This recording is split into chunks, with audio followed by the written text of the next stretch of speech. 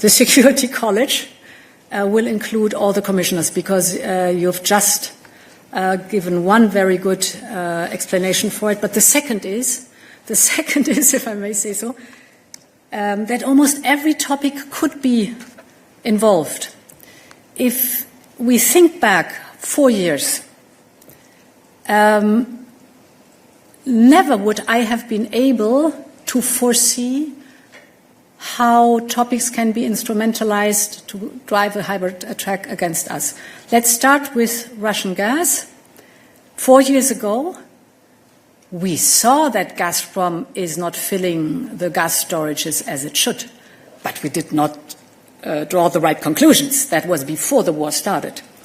So we saw it, we were worried, but little did we know, or no idea did we have, that this is the beginning of a hybrid attack on European energy security in order to force us not to support Ukraine.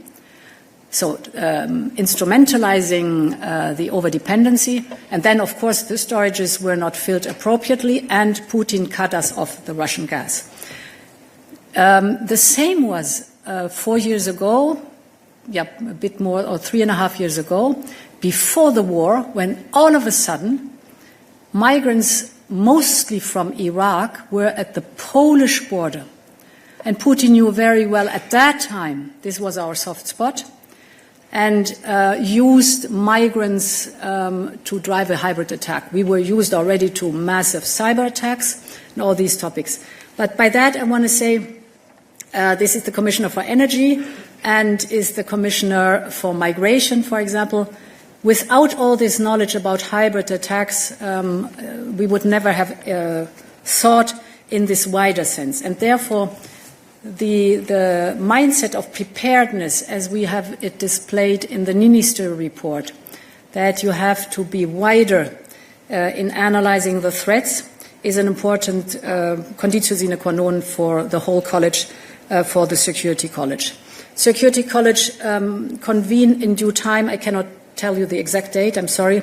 How often depends a lot on the urgency, of course. So it will be convened more often now than it would have been the case 4 years ago, for example.